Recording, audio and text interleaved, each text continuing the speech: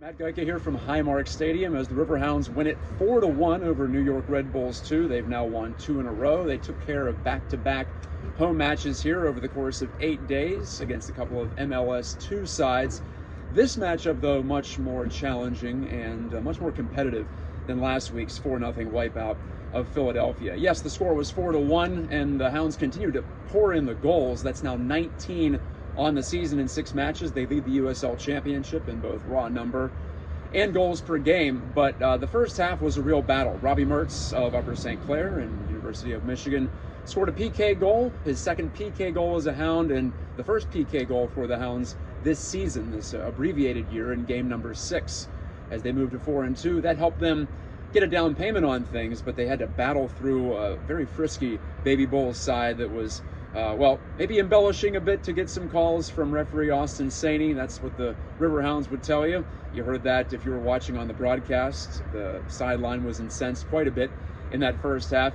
But then play opened up in the second half. After some congestion in the opening 45 minutes, the Hounds were able to find their diagonal runners. They weren't playing as straight, as Lilly said in the post-game press conference. That's head coach Bob Lilly, of course, in dissecting why his team had so many more offensive chances in the second 45 as opposed to the first 45. So the game opened up. The Hounds got better quality as a result of creating some more space in the attacking third. The Hounds were much more accurate in the second half. They were able to open up some space because their forwards, Steven Dos Santos and Mensah, got further up the pitch. That created some space in the attacking third that they could exploit, and then from that point the floodgates did open, if you could pardon the cliche. Mertz polished off his second pro 2-goal match as he poached the deflected shot of Ryan James after Mensah was once again creative with the ball at his feet and holding up play. Then Mensah scored a goal of his own after missing a chance just moments prior.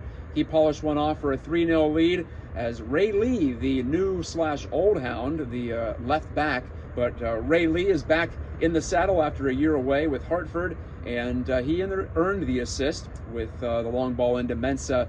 And Mensah, who had his way with the Red Bulls backline in the second half, now has 2 goals as a Hound, and for me has been a real revelation on the attacking side. And that's just the way the New York plays. Sometimes they're going to run right at you and tangle things up. Other times you're going to be able to play it past them and get some golden chances.